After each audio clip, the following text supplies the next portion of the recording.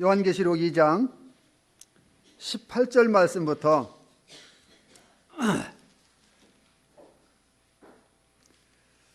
29절까지 읽어드리겠습니다.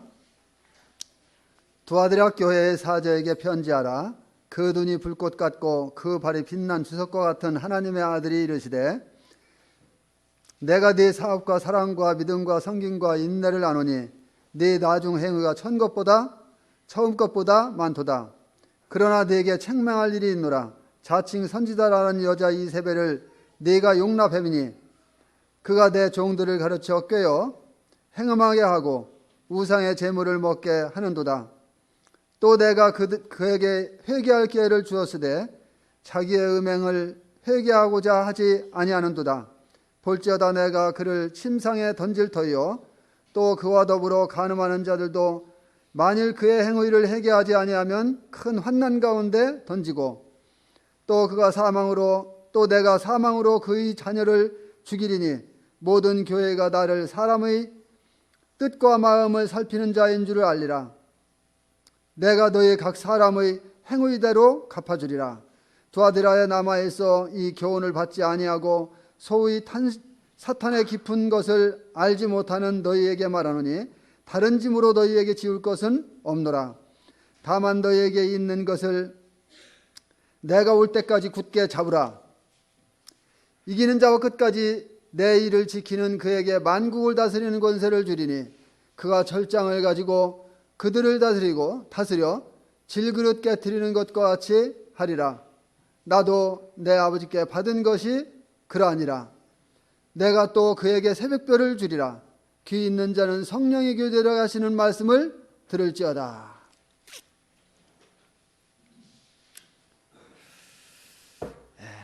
오늘은 두아디라 교회에게 말씀하신 이 편지의 말씀을 통해서 주님께서 우리에게 교훈해 주시는 것들을 받을 수 있게 되기를 바랍니다. 오늘 말씀을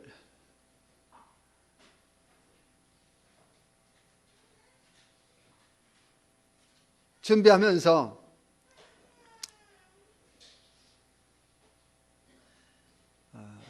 제목을 생각해 봤어요. 그런데 우리에게 두아디라 교회에게 경고하고 또 회개를 촉구했던 이 부분을 생각나게 하셨습니다. 그래서 이세벨을 조심하고 그곳에서 회개하라 하는 제목을 붙여봤습니다. 두아디라는 버가모에서 동남쪽으로 약 65km 정도 떨어진 곳에 위치해 있습니다. 두아디라는 타협하는 교회였습니다. 또한 두아디라는 충성된 성도들이 있었고, 그리고 관용하는 무리들과 그리고 이세벨과 그 일당들이 있었던 것을 보게 됩니다. 그래서 두아디라 교회는 아주 다양한 무리의 사람들로 구성되어 있었던 것을 보게 됩니다. 물론 두아디라 교회가 처음에는 그렇지 않았겠죠. 교회가 참 신실한 이와 같은 성도들로 구성되어서 하나님의 말씀을 받고 하나님 말씀 안에서 잘 섬겼던 이와 같은 교회였겠죠. 그러나 교회가 타락하게 되고 또 잘못된 교리를 받아들이게 되고 이상한 것들을 받아들임으로 인해서 이와 같이 책망을 받았던 교회라고 하는 것을 보게 됩니다. 그래서 이 교회 역사상 아주 최악의 영적인 상태를 보여주는 이 두아디라 교회라고 하는 것을 볼 수 있습니다. 그런데 참 놀랍게도 이와 같이 최악의 영적인 상태를 보여주는 이 두아디라 교회와 또 맨 마지막에 나오는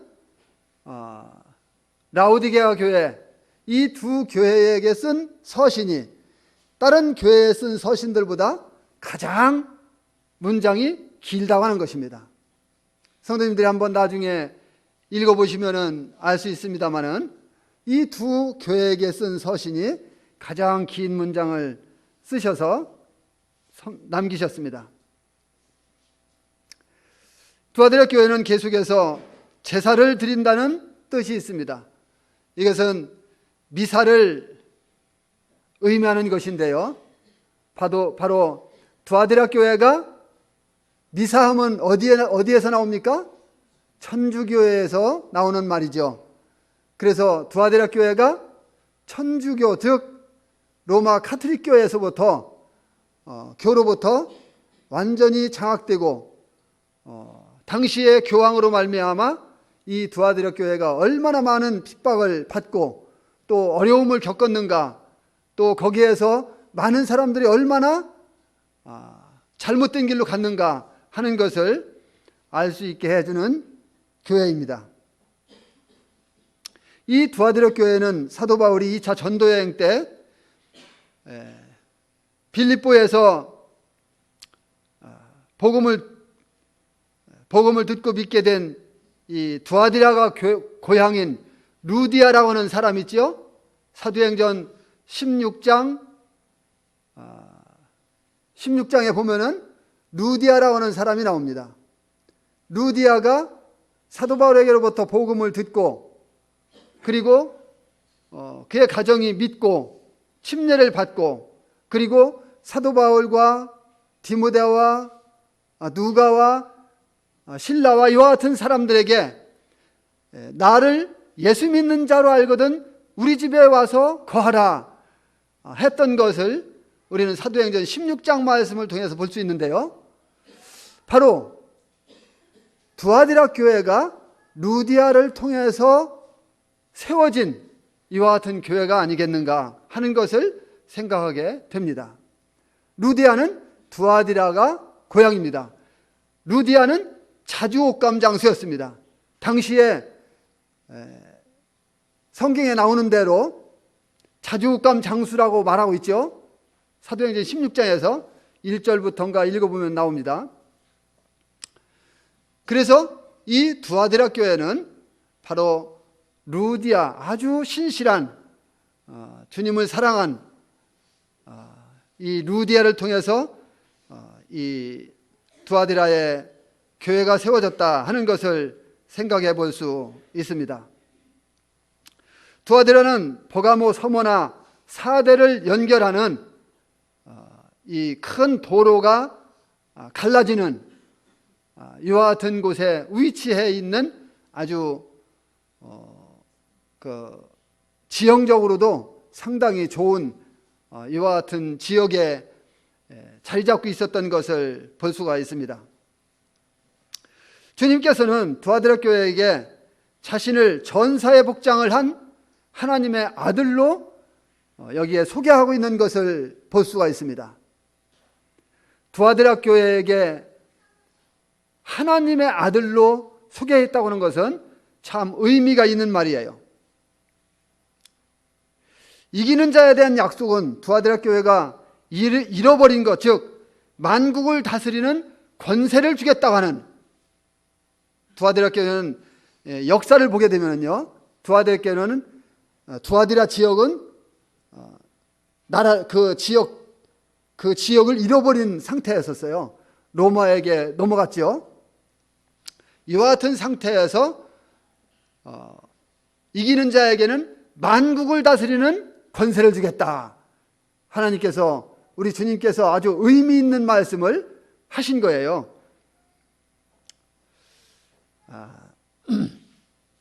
18절 말씀을 보게 되면은 주님께서 여기 세 가지 표현으로 두아디라의 이 복음이 들어가기 전에 모든 시민들이 바로 교황과 당국에게 충성을 요구했을 텐데 거기에게 모든 것으로부터의 이 구별을 짓는 이와 같은 모습을 볼 수가 있습니다.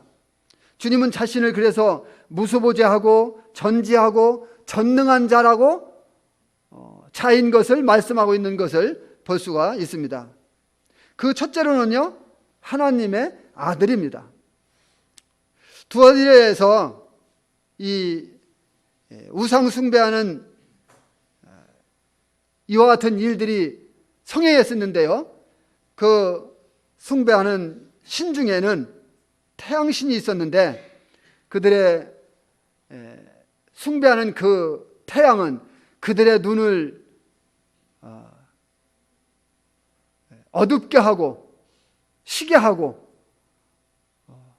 이렇게 할 수 있었을지 몰라도, 그러나 그리스도는 여기에 자신을 하나님의 아들로 계시하고 계십니다.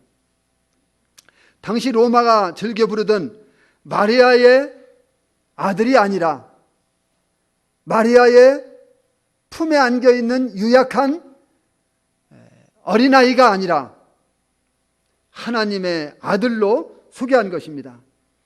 바로 베드로가 고백했듯이 하나님의 아들 예수 그리스도, 모든 그리스도인들이 우리 주님 앞에서 해야 할 이 신앙 고백, 아주 중요한 이 신앙 고백인 바로 이 고백을 성도들이 하게 되는데, 하나님의 아들, 마태복음 16장 16절에 시몬 베드로가 대답하여 이르되 주는 그리스도시요 살아계신 하나님의 아들이시니이다. 이렇게 고백하는 베드로에게 주님께서 바요나 시몬아 내가 복이 있도다. 이를 알게 하시는 이는 혈육이 아니라 하나님이시다. 이렇게 말씀을 해주고 계시죠. 두 번째, 주님의 눈은 불꽃 같습니다. 주님은 이제 마리아의 품에 안겨있는 유약한 예수님이 아니죠. 그리고 카톨릭에서 즐겨 표현하는 십자가에 달려서 고난받는 이와 같은 분이 아니라고 하는 것입니다. 지금 나타나 있는 예수 그리스도는 그런 분이 아니라고 하는 거예요. 그럼 어떤 분이십니까? 우리 주님의 모습을 보게 되면은 우리 주님은 참으로 불꽃 같은 눈을 가지시고 주석과 같은 발을 가지신, 불꽃은 뭡니까? 불꽃은, 불꽃 같은 눈은 뛰어난 관찰력, 꿰뚫어 보시는 이와 같은 주님의 모습, 주석은 심판하시는 주님을 각각 상징하지 않습니까?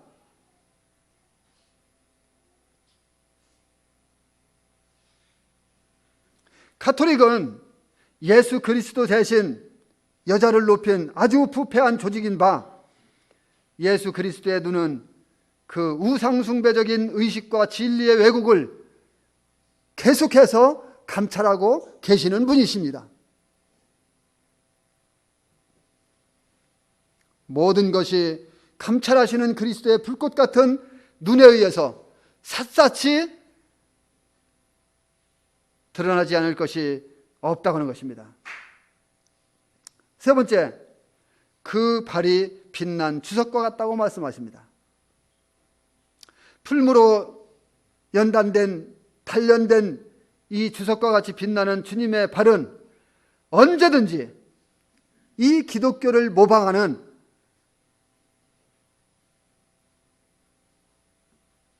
로마 카톨릭교에 대한 심판을 언제라도 할 태세를 지금 주님은 하고 계신 것을 볼 수가 있습니다.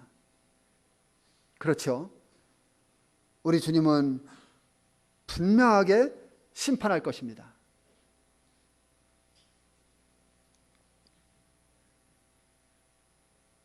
우리 주님은 그 모든 것들을 살피시며 그때는 동정의 눈길로가 아니라 이제 철저한 심판과 절대적인 거룩함으로 말미암아 우리 주님은 가차없이 용서 없이 심판하실 이와 같은 우리 주님인 것을 말씀해 주시고 있습니다. 따라서 빛난 주석과 같은 발을 가지신 분은 철저하고 엄중한 심판을 하시는 하나님의 아들 예수 그리스도이십니다. 두아드라 교회는 교회 역사상 중세 청년을 종교적 타락으로 이끈 카톨릭으로 상징하고 있는 것을 볼 수 있습니다.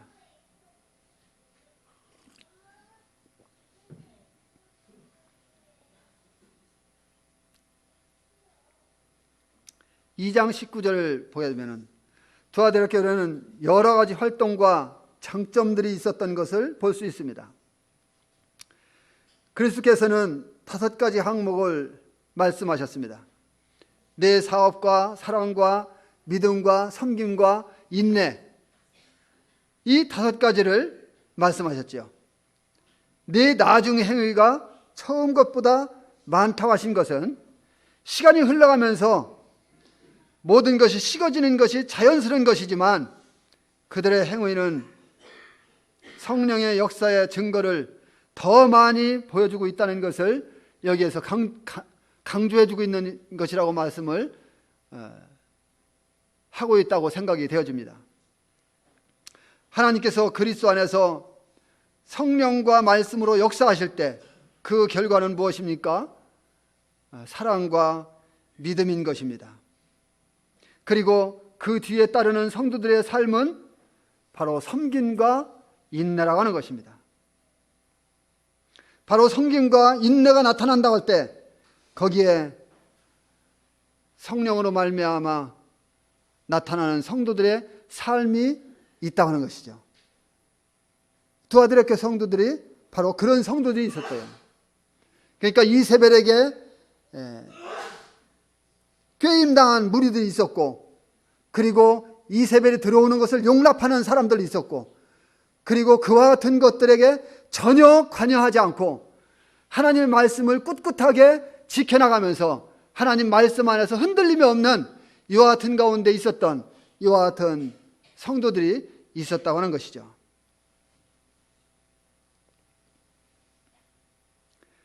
하나님의 말씀에 약속에 기초한 믿음은 그들로 두아드라의 시련을 견디도록 격려했을 것입니다.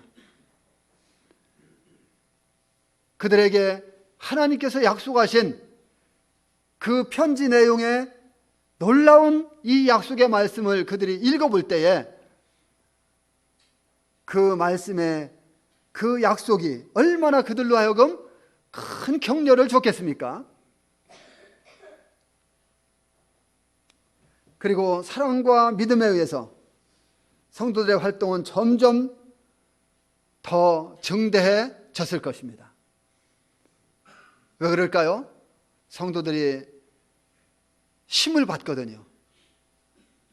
그래서요, 오늘날도 똑같죠. 성도들의 사랑과 믿음이 있을 때 거기에 힘을 북돋아주고, 그리고 격려해주고, 잘한다 잘한다 해주고, 칭찬해주고. 어떤 분은 그래요. 칭찬하면 교만해진대요. 그런데 칭찬하면 교만해질 수도 있지만 칭찬하면은 기분이 좋아서 더 잘할 수도 있거든요. 그래서 칭찬도 올해는 우리 성도님들이 좀 칭찬도 좀 많이 해주고, 저도 좀 우리 성도님들 참 제가 칭찬하는 거 참 인색한데 저도 좀 많이 칭찬해주는, 그래서 우리 초신자반 공부할 때도 제가 칭찬해주는 게 그렇게 많지 않아요. 잘못한 거 지적하고 잘하도록 채찍도 하고 이렇게 많이 하는데, 그렇다고 해서 뭐 칭찬 전혀 않는 거 아닙니다. 칭찬도 좀 해줄 때는 해줘요. 박수도 쳐주고 그래요. 더 많이 칭찬도 해주고 좀 해야 되겠다, 이런 생각을 하게 됩니다. 이와 같은 일들에 대해 그리스도께서는 바로 두아드라 성도들을 칭찬하셨습니다. 주님이 이와 같은 칭찬을 하실 때에 두아드라 교회 성도들이 얼마나 힘이 됐겠어요?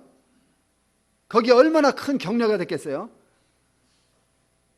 사람들에게 칭찬받는 것도 격려가 되고 힘이 되는데 주님께 칭찬받고 주님께 잘했다 이와 같은 이야기를 듣게 될 때 얼마나 힘이 되겠어요. 20절 한번 읽어보겠습니다. 그러나 네게 책망할 일이 있노라. 자칭 선지자라는 여자 이세벨을 네가 용납함이니 그가 내 종들을 가르쳐 꾀어 행음하게 하고 우상의 제물을 먹게 하는도다. 그리스도의 따뜻한 칭찬 뒤에 따끔한 책망이 나옵니다. 그리스도께서 두아드라 교회에 대해서 책망하신 이와 같은 것은 뭡니까?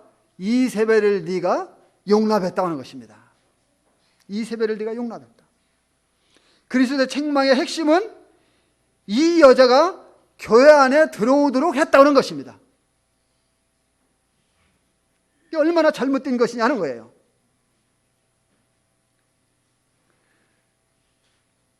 이세벨이 교회의 교제권 안에 머물도록 그들이 허락했다고 하는 것입니다.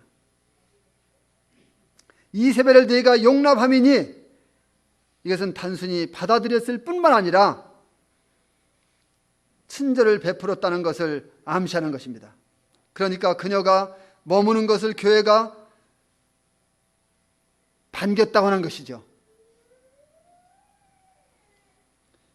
교회가 불순한 교훈을 용납함으로 말미암아 행음과 우상 숭배가 교회 안에서 공공연하게 행해졌다고 하는 것이죠.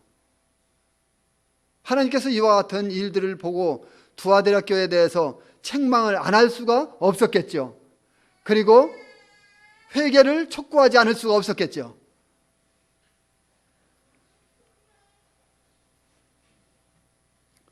두아드라 교회는 자칭 선지자라는 여자 이세벨을 받아들였습니다. 이세벨의 교리로 성도들이 죄에 빠졌습니다. 구약의 이세벨이 하나님의 백성들을 음행과 우상 숭배로 타락시켰죠.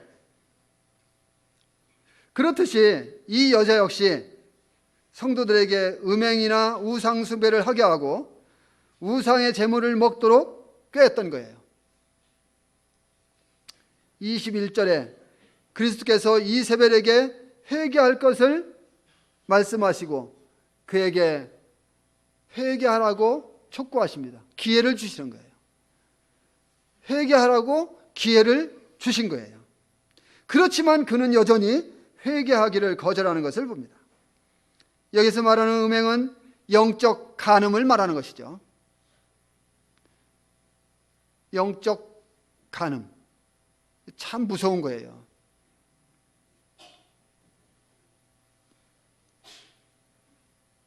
(22절에) 보면은 그 여인이 회개하기를 거절했을 때 그렇기 때문에 주님은 그에게 음행의 침상 대신 환난의 침상에 그를 던지겠다고 아주 강한 말씀을 하고 계십니다.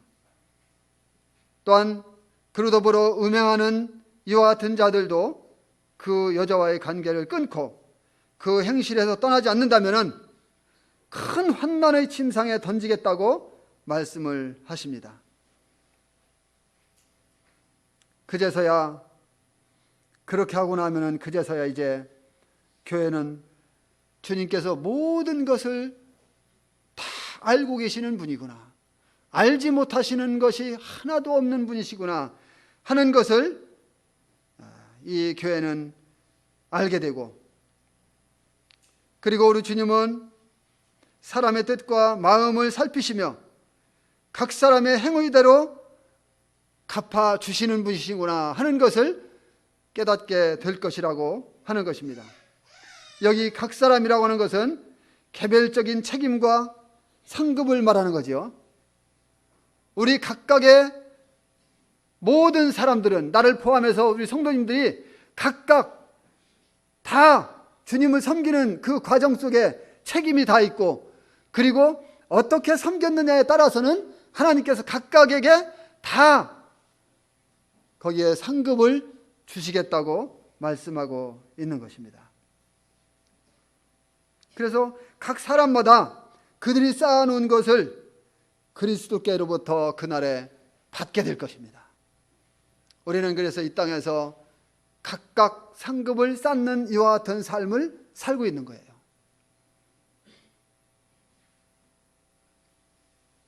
이세벨의 가르침의 원리와 그 행동으로부터 분리되면 그리스도께로부터 상급을 받을 수 있다고 말씀해 주시고 있습니다. 현재의 행위는 그날의 경고를 가져온다고 하는 것을 우리는 잊어서는 안 될 것입니다. 24절로 25절 말씀을 보시면은 두아디라 교회가 이세벨의 교훈에 순종하여 이제 이단에 완전히 빠져 있는 것을 보게 되는데요. 그러나 그들 중에는 아직도 진리를 순종하는 이와 같은 성도들이 때묻지 않고 온전한 신앙을 지키면서 이단과 타협하지 않았던 것을 보게 됩니다. 따라서 그리스도께서는 교회 전체에서 이제 그 안에 충성된 이와 같은 성도들에게 관심을 돌리고 있는 것을 보게 됩니다. 그 소수의 그와 같은 사람들을 볼 때에 우리 주님께서 그들을 보면서 얼마나 흐뭇해 하셨을까, 얼마나 기뻐하셨을까 하는 것을 생각해 봅니다. 구약 아합 왕 시대에 엘리야가 하나님께 충성하는 사람은 오직 자기 하나밖에 없다고 이야기했지요. 그러나 하나님은 바알에게 무릎을 꿇지 아니한 7천인을 남겨두셨다고 말씀을 하셨습니다. 어느 시대이고 하나님께서는 충성하는 자녀를 보존하십니다. 때로는 공개적으로, 때로는 7천인 같이 그렇게 숨겨두시는 것입니다. 그래서 우리 가운데에도 공개된 7천인 같은 사람이 있는가 하면 또 숨겨진 충성스러운 사람들이 있다고 하는 거예요. 우리가 잘 알지 못하지만 주님은 아시는 것입니다. 이세벨의 가르침의 위험성을 사단의 깊은 것이라는 표현으로 여기에 묘사해 주었는데요. 사단의 깊은 것을 생각할 때 서머나에서는 사단이 유대인의 민족주의적인 이 적대감을 이용해서 그리스도에 대한 박해를 선동을 했는가 하면 버가모에서는 타협이라고 하는 세속적인 지혜를 이용했던 것을 볼 수가 있습니다. 그런데 여기 두아디라에서는 사단의 깊은 것을 생각할 때에 거룩한 것을 부패시키고 더럽힘으로 인해서 교회의 간증을 무너뜨리려고 했던 이와 같은 술책이 있었다고 하는 것입니다. 바로 그것이 사단의 깊은 것입니다. 충성스러운 이와 같은 성도들이 사단의 깊은 것을 알지 못한 것은 잘못된 교리를 받아들이지 않고 거기에 빠져들어가지 않았다는 것을 의미하는 것이죠. 소수의 성도들이 사단의 깊은 것이 무언지조차도 모를 정도로 완전하게 철저하게 자기를 방어하고 성령과 그리스도로 말미암아 무장하는 이와 같은 모습을 볼 수가 있습니다. 그래서 그리스도인들이 하나님의 말씀을 상고함으로 인해서 하나님의 깊은 것 안에 들어간다 하면은 그들은 결코 사단의 깊은 것 속에 속아 넘어가지 않을 것입니다. 하나님께서 이세벨을 향해서는 심판으로 분명하게 대하시지만 충성된 성도들을 향해서는 분명하게 우리 주님은 거기에 은혜로 대하신다는 것입니다. 그게 주님의 방법이세요. 그래서 성도님들이 하나님 앞에서 하나님 말씀과 함께 성령의 충만함 가운데 주님을 충성스럽게 섬기면 하나님은 우리들을 어떻게 대하신다고요? 은혜로 대하신다는 것입니다. 그러나 이세벨을 향해서는 분명하게 무서운 심판으로 대하실 것입니다. 거기에는 그 일당도 함께 포함이 되는 것이죠.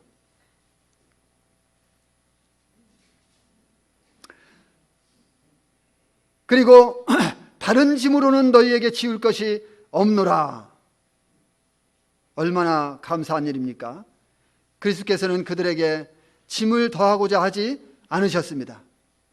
다만 너희에게 있는 것을 내가 올 때까지 굳게 잡으라고 말씀해 주십니다. 그들에게는 오직 그리스도께서 오시기까지 진리를 고수하는 것 외에는 다른 짐을 지우지 않으셨습니다. 참 감사하죠. 왜 그럴까요? 주님은 은혜로 대하시기 때문에. 은혜 안에 무슨 짐이 있을까요? 없습니다. 은혜는 은혜예요.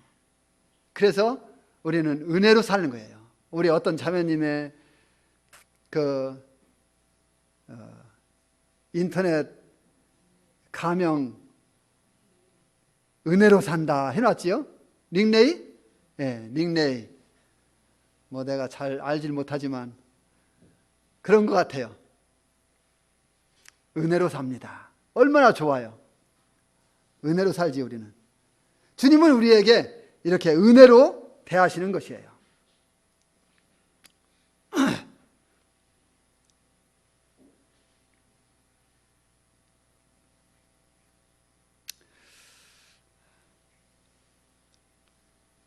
중요한 것은 그리스도인들이 사단의 기만적인 이 가르침을 멀리한 채 이미 하고 있는 것을 계속 하는 것입니다.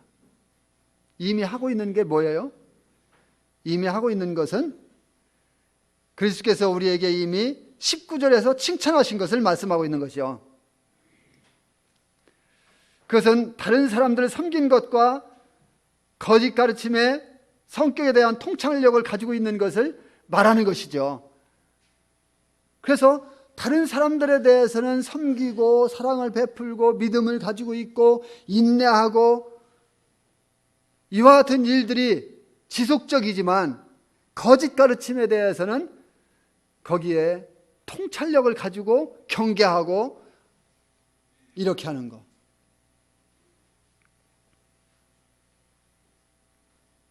25절에 주님께서는 교회를 위해 다시 오시겠다고 하는 이와 같은 약속을 처음으로 말씀해 주시고 있습니다. 물론 앞에도 주님이 나타나심에 대해서 말씀을 하셨습니다마는 다시 오시겠다고 하는 이와 같은 것보다는 다른 의미에서 말씀을 하셨죠. 그릇된 가르침의 압력에 직면한 이와 같은 충성된 성도들은 우리 주님의 다시 오심이 임박했다는 이 사실에 얼마나 큰 격려를 받았을까? 누가요? 충성된 성도들이에요. 충성된 성도들은 거기에 큰 격려를 받을 수밖에 없는 거예요. 그리고 주님의 다시 오심을 기다리고 사모하고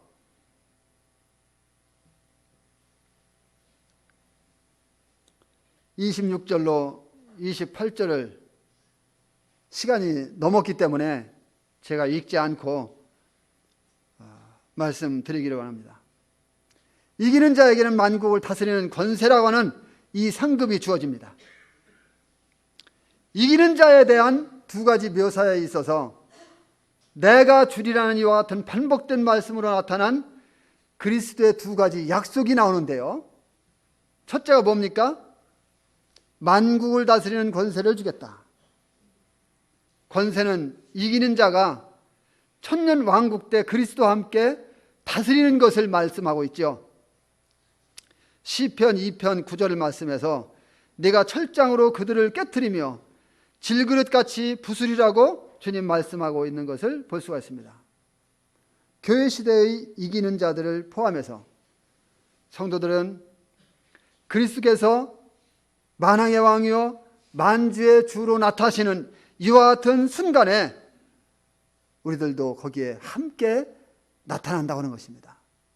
얼마나 기대가 됩니까? 철장은 주님의 대적들에게 사용될 왕의 홀과 같은 것입니다. 그리스도께서 당신의 왕국을 세우실 때 대적하는 모든 열국이 이제 부서질 것입니다. 열국의 과거와 역사를 보게 되면 무력에 의해 빼앗기거나 강요되거나 하지요. 그러나 그리스도의 경우에는 그렇지 않습니다. 어떻게 됐습니까? 아버지께 직접 받은 것이라고 하는 것입니다. 우리 주님께서 분명하게 말씀을 하신 거죠. 그리스도께서 부활 승천하실 때 아버지께로부터 직접 그 나라를 다스릴 법적 자격을 우리 주님은 받으신 거예요. 그리스도께서는 현재 그 자격을 갖고 계시지만, 그리고 행사하실 수 있으시지만, 그러나 장차 그 나라를 취하실 때 비로소 대적을 멸하고 자신의 통치를 세우시기 위해서 이제 행동하실 것입니다. 그리고 이기는 자들은 그 통치에 함께 분명하게 참여하게 될 것입니다. 두 번째, 28절에 내가 또 그에게 새벽별을 주리라. 별은 주권을 상징합니다. 우리는 그 성경적 근거를 발람의 예언에서 찾아볼 수 있는데요.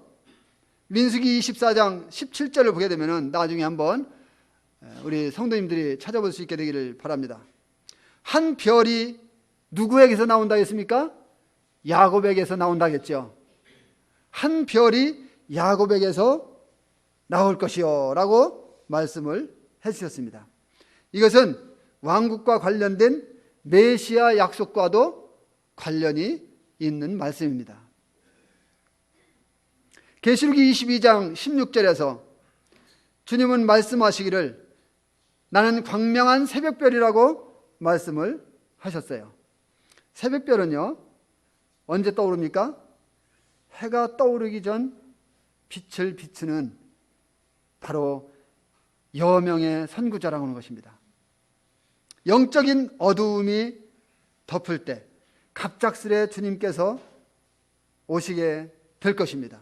그때 우리는 새벽별 되시는 우리 주님께서 공중에 우리를 데리러 가시기 위하여 분명하게 나타날 것이라고 믿어 의심치 않습니다.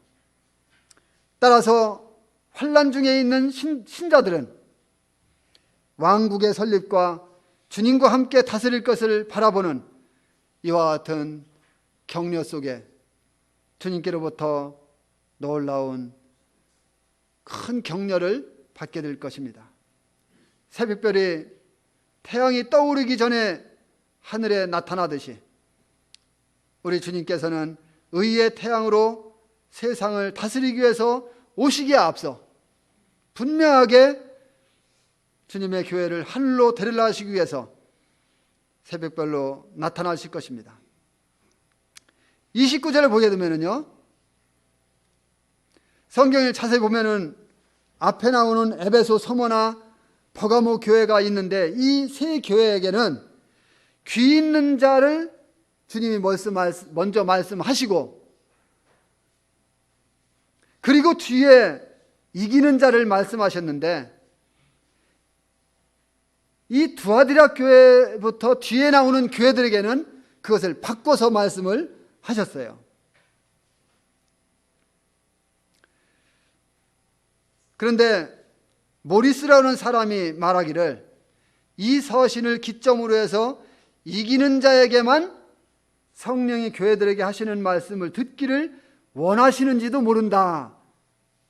누구만? 이기는 자만. 그래서 그것이 바뀌어져서 나오는지도 모르겠다. 이렇게 말씀을 하시는 거예요. 또한 스코트는 말하기를 두아디라 교회에 대해서 사단의 지상 최대의 걸작인 교황제도가 우주적인 권세를 차지하고 하나님의 성도들을 잔인하게 박해한 사실은 증거가 분명하다.